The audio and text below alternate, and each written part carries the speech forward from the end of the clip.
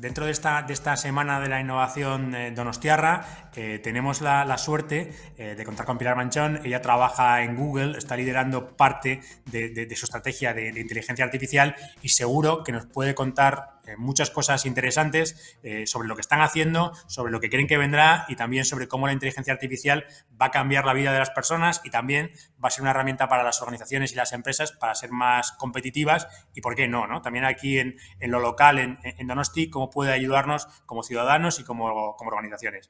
¿Qué tal, Pilar? ¿Cómo estás? Hola, ¿qué tal? Encantada de estar con vosotros. Pilar, hablamos mucho de inteligencia artificial y es verdad que es un concepto de que llevamos, sobre todo en la ciencia, ¿no? Y en la academia, décadas hablando, pero que ha pasado, ¿no? De la ciencia a lo cotidiano en muy poco tiempo y desde el punto de vista informativo, pues ¿no? De las películas de ciencia ficción a los telediarios y en los telediarios de la sección de ciencia a la de sociedad, ¿no? Pero ¿en qué momento estamos? Vosotros que estáis trabajando directamente con ello, ¿en qué momento estamos en lo que a inteligencia artificial se refiere? Pues yo creo que estamos en los primeros principios, de hecho, nos da una sensación de vértigo porque nos estamos moviendo muy rápido, pero yo siempre digo que la inteligencia artificial está todavía en pañales y que nos queda mucho por ver. De hecho, estamos explorando muchas aplicaciones que a día de hoy pues, son muy funcionales, son muy útiles y están ya cambiando la forma que tenemos de ver las cosas, de analizar los problemas, de gestionar determinados entornos y buscar soluciones, pero es solamente el principio. Creo que todavía nos queda muchísimo, muchísimo por resolver y creo que va a ser una carrera pues muy emocionante. Vosotros, ¿en qué estáis trabajando? ¿Cuáles son las próximas, los próximos pasos que creéis que vamos a dar en este terreno? Y bueno, si te contara todo lo que Google está haciendo, nos tendríamos que llevar aquí un año, casi prácticamente, ¿no? Porque Google obviamente trabaja en muchísimas cosas, ¿no? Pero bueno, las líneas fundamentales de las cosas en las que trabajamos tienen que ver con cómo utilizar la inteligencia artificial de manera proactiva y de manera que sea útil para los usuarios. Ya ves que la misión de Google es organizar la información para que sea útil, entonces hacerlo útil. Y ya útil puede hacerse en muchos casos, ¿no? En mi caso en particular, cuando hablamos de inteligencia artificial, yo siempre me centro mucho en lo que es la inteligencia conversacional, que además es muy transversal y se puede aplicar a muchísimas cosas. El lenguaje natural, que es el que utilizamos los humanos, es lo más intuitivo para comunicarnos. Es lo que utilizamos no solamente para comunicarnos entre nosotros, sino para percibir el mundo de una manera o de otra. Le da forma a nuestros pensamientos y demás. Entonces, si conseguimos que la inteligencia artificial nos ayude a utilizar ese lenguaje natural de manera efectiva, podemos hacer un millón de cosas, desde crear interfaces que nos permitan acceder a servicios y a conocimiento y a información que en otros casos hubiera sido imposible, a la educación, la medicina, los servicios de todo tipo, en fin, hay un millón de aplicaciones que son muy excitantes desde el punto de vista de lo que podemos hacer, porque todavía nos queda mucho camino por recorrer, pero también pues muy importantes de cara a democratizar el acceso a todos esos recursos a nivel mundial. Antes sería impensable que mucha gente en determinadas partes del mundo tuviera acceso al conocimiento que se imparte en universidades como Harvard o Stanford y demás. Ahora están a la orden del día. Te puedes apuntar a un Coursera, te puedes apuntar a cualquier cosa y tienes acceso a lo último, de lo último, de lo último, en inteligencia artificial, en criptomonedas, en lo que quieras. Entonces es un momento súper emocionante que le da acceso a todo al mundo y la inteligencia artificial lo está facilitando. Tú hablabas de esta parte conversacional en la que trabajáis como parte de un camino hacia humanizar esa inteligencia artificial, ¿no? Que a veces suena como opuesto, ¿no? Artificial y humano, ¿no? Eh, ¿Cómo es ese camino y este concepto, ¿no? Que oímos hablar mucho, ¿no? De inteligencia artificial humanizada o con las personas en el centro o humanista o como queramos llamarlo. ¿Cómo es esa inteligencia artificial humana, ¿no? O capaz de adaptarse a los humanos? Yo creo que hay un poquito de confusión entre lo que es la inteligencia artificial y el conocimiento científico, matemático y demás que necesita propio de las ciencias en STEM para desarrollar algoritmos y hacer ese tipo de cosas, y lo que es la parte más humanista, la parte de las humanidades. Si queremos utilizar la inteligencia artificial con la persona, con el humano en el centro, tenemos que entender la naturaleza humana, quiénes somos, qué queremos, qué necesitamos. Y eso normalmente no te lo dice un ingeniero, te lo dice más bien un filósofo, un antropólogo, incluso un psicólogo, te lo genera o te da herramientas un lingüista. En fin, hay muchas partes, digamos, de quiénes somos que están definidas por parte de otras ciencias, ya sean ciencias sociales o humanísticas, que nos definen un poco más las metas, cuáles son los requisitos de lo que tenemos que hacer. Porque desde un punto de vista funcional es muy fácil poner reglas de cómo algo puede hacerse. Pero eso no significa que esté optimizado a nuestras necesidades cognitivas o esté optimizado a nuestros deseos, a nuestras preferencias, a lo que disfrutamos, que son cosas mucho más subjetivas y que tienen más que ver con el ser. Entonces, no hay una incompatibilidad, todo lo contrario. Yo creo que lo que son las ciencias y las humanidades se retroalimentan y tienen que ser, en el caso de la inteligencia artificial, son simbióticas. Una inteligencia artificial sin pensar en el humano como el centro que inspira las necesidades de esa inteligencia artificial es una herramienta como otra más, es una llave inglesa. Sin embargo, cuando pienses en la inteligencia artificial como una herramienta que nos ayuda a ser más, a crecer más, a disfrutar más, a ser más humanos, a tener más tiempo para centrarnos en las cosas que nos importan, en las cosas que nos deleitan, pues cambia el mundo, cambia quiénes somos, nos ayuda. Es una perspectiva muy distinta. Dentro de este debate, ¿no? Que tiene también que ver con las humanidades, está el de la ética y el de la inteligencia artificial responsable, que es otro de estos conceptos que usamos mucho. Pero como tú bien decías, al final la inteligencia artificial y los algoritmos toman decisiones matemáticas, ¿no? La ética es algo que los humanos debemos poner por encima de esas matemáticas. ¿Cómo crees tú que debemos lograr esta inteligencia artificial responsable o esta incorporación de lo ético a esos procesos matemáticos? Actualmente hay muchísimo esfuerzo en investigación que busca precisamente el que la inteligencia artificial que desarrollemos se haga no solamente en los procesos que utilizamos sea de una manera ética, sino que sus comportamientos, el método de decisión y demás sea todo como de acuerdo a los principios de la ética y de manera responsable. De hecho, Google ha sido una de las primeras empresas que ha sacado sus propios principios de inteligencia artificial para regular un poco lo que hacemos internamente, para asegurarnos de que tenemos esa guía y esas líneas rojas que no cruzan nunca y para también asegurarnos de que el mundo sabe lo que estamos haciendo, cómo lo estamos haciendo y con qué objetivos se está haciendo. Creo que es importantísimo entender que actualmente la inteligencia artificial se alimenta de datos y que efectivamente, son algoritmos matemáticos que utilizan esos datos para aprender comportamientos y tomar decisiones, pero al final los patrones se aprenden de los datos. Esos datos los generamos los humanos. Entonces es muy difícil que si los humanos no somos completamente éticos y no estamos completamente alineados en lo que sería correcto en un escenario concreto, pues el algoritmo aprenda lo que es concreto, cuando ni nosotros mismos sabemos lo que es. Entonces es muy necesario que tomemos decisiones socialmente, desde el punto de vista de gobernanza y demás, de qué queremos, cuál queremos que sean esos comportamientos y a partir de ahí pues exigir que esos comportamientos se respeten. Pero si no hay claridad es muy difícil. Se puede hacer el mejor esfuerzo que puede hacer uno como humano pues intentando cumplir todas las normativas y todo lo que uno entiende que es lo correcto. Pero obviamente tenemos que seguir esforzándonos para definir con más precisión lo que está bien y lo que está mal y dónde están esas líneas rojas que no cruzar. Decías, ¿no? Al final, el análisis de esos datos, cuando los datos muchas veces del pasado, ¿no? Pues si el pasado tuvo sesgos, pues claro, el análisis que hacemos de ese pasado, pues también tendrá sesgos.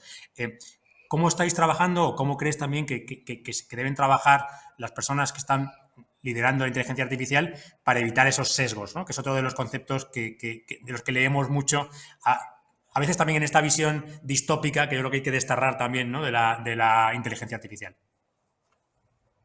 Sí, tenemos muchísimas iniciativas e incluso herramientas que hemos desarrollado y hemos puesto a disposición del resto de la comunidad científica e industrial para intentar identificar esos sesgos e intentar eliminarlos también. Muchas veces es la propia inteligencia artificial la que nos da las pistas de sesgos que ni sabíamos que teníamos, ¿no? Entonces hay que mirar no solamente la parte negativa de que la inteligencia artificial puede replicar y ampliar esos sesgos, que es cierto, sino que nos está ayudando a ser, entiendo yo, incluso mejores personas.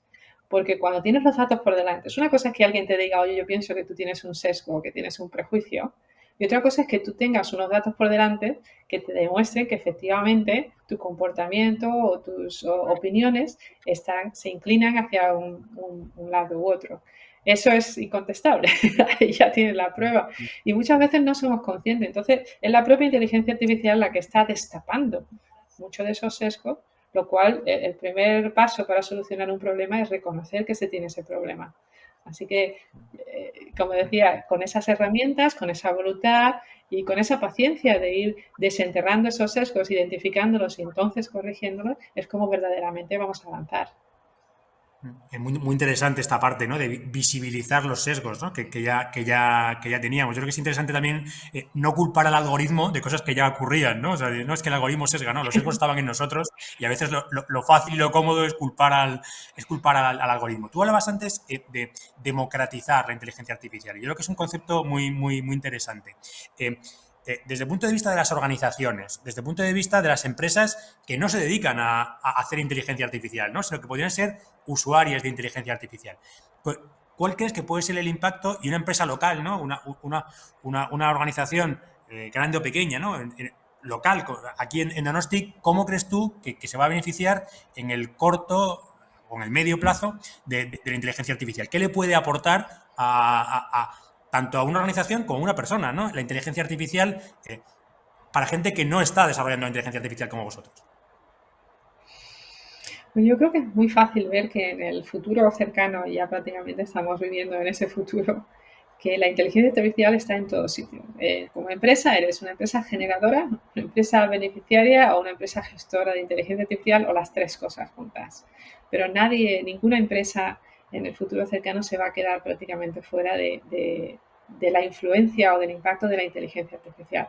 La cuestión es, si no la utilizan, si tus competidores sí la utilizan, pues normalmente lo que yo creo que va a pasar prácticamente en cualquier industria es que las empresas que no utilicen la inteligencia artificial van a tener un déficit, van a tener una desventaja significativa con el resto de otras empresas. Porque la inteligencia artificial te facilita la optimización de lo que quiera que estés haciendo. Te facilita la automatización, la optimización, como ya decía, la gestión de los recursos, incluso la innovación en muchos casos, la gestión de la información en sí misma. Hay tantas cosas que nos afectan directamente en la industria, pero también a las personas que formamos parte de esos equipos, como la formación, como la gestión de nuestras propias necesidades y el tiempo que utilizas o que tienes que invertir para que todo vaya bien. Hay tantas cosas en las que la inteligencia artificial te afecta independientemente de la industria en la que estés, que no veo un futuro cercano donde una empresa que utilice algún tipo de tecnología o que gestione personas no necesite ese beneficio de la inteligencia artificial y en caso de no usarla, pues quede un poco obsoleto. Además, yo creo que es interesante también las posibilidades que puede suponer en un entorno como el que estamos de recuperación, tanto a nivel local en España como más en el continente europeo, la inteligencia artificial. Tú conoces bien el Plan Nacional de Inteligencia Artificial, conoces bien lo que se está haciendo, eres española en Estados Unidos, pero conoces bien lo que se está haciendo aquí. ¿Qué rol crees que puede jugar la inteligencia artificial a nivel local, a nivel Europa, a nivel España, en esta recuperación económica? Creo que si jugamos bien nuestras cartas puede jugar un papel fundamental. La inteligencia artificial lo que hace es acelerar, optimizar, como ya decía ese tipo antes en la pregunta anterior. Entonces, si utilizamos la inteligencia artificial para incluso decidir en qué líneas tenemos que movernos y demás, pues puede ser un objetivo muy práctico. El uso de la inteligencia artificial como uno de esos recursos fundamentales en los que la economía puede basarse es algo que ya está ocurriendo. De hecho, hay una carrera entre las potencias del mundo por ponerse a la cabeza de la inteligencia artificial. Todo el mundo conoce la carrera entre Europa, China y Estados Unidos, porque se ve que la inteligencia artificial es una herramienta en sí que afecta a todo, afecta a la economía de un país, al poder geoeconómico, a los equilibrios entre potencias. En fin, si no tienes recursos propios, es una cuestión estratégica. Si no tienes infraestructura, es una cuestión estratégica que te pone, digamos, en una posición u otra con respecto al resto de los mercados. Entonces, afortunadamente en España tenemos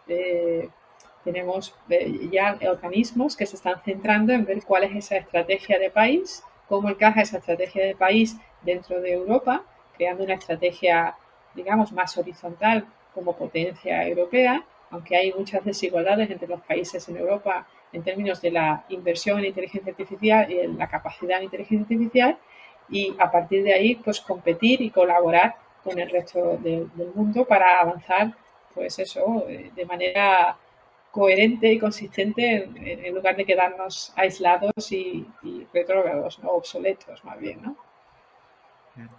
A mí me gustaría, Pilar, terminar con una visión de la inteligencia artificial para el bien, ¿no? El AI for Good que está también tan de moda ahora, ¿no? Y también por romper a veces este pánico que a veces injustificado que a veces tenemos a la inteligencia artificial. Eh, ¿En qué áreas crees que la inteligencia artificial está ya ayudando y va a ayudar pues a que vivamos todos un poco mejor, ¿no? A estos objetivos de desarrollo sostenible que nos hemos planteado como especie casi, ¿no? Y que tienen que ver con la sostenibilidad ambiental, pero también con la sostenibilidad social y con el crecimiento económico pues con sentido, ¿no? ¿Cómo crees que la inteligencia artificial puede ayudar en esos objetivos? Yo creo que, como decía antes, la herramienta artificial es una herramienta muy, muy poderosa, muy potente y utilizada de manera ética, pues puede ayudarnos en cualquier área, incluyendo pues las áreas que tú has mencionado.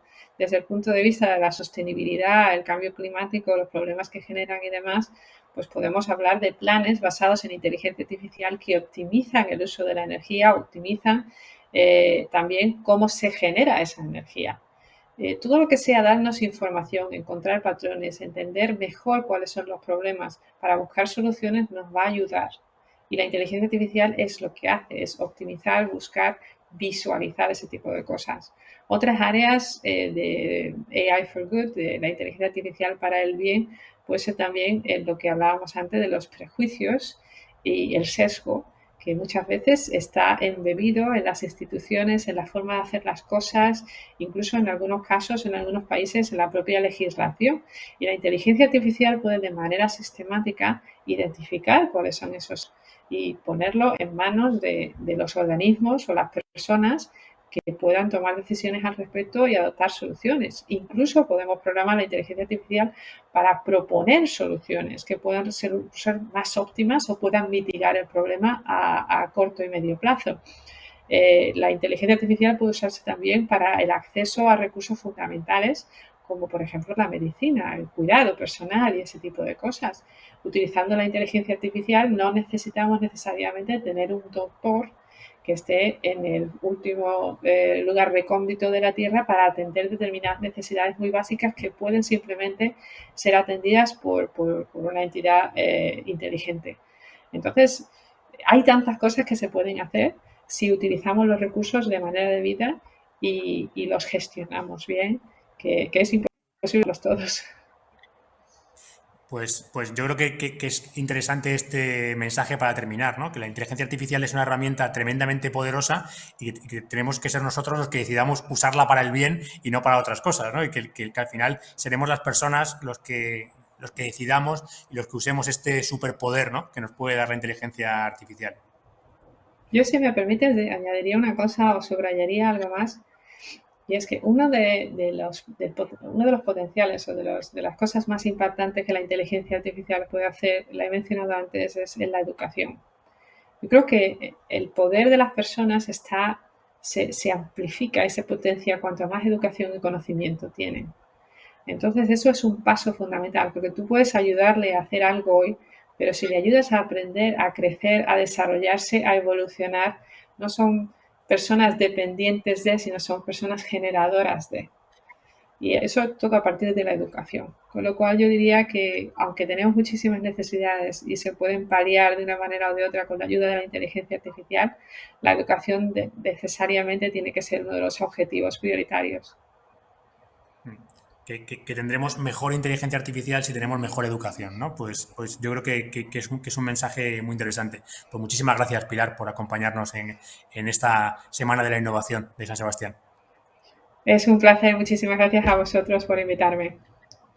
Pues un placer contar con la participación de Pilar y su visión privilegiada de lo que está ocurriendo en la inteligencia artificial allí en Silicon Valley, donde parece que muchas de las cosas del futuro están ocurriendo.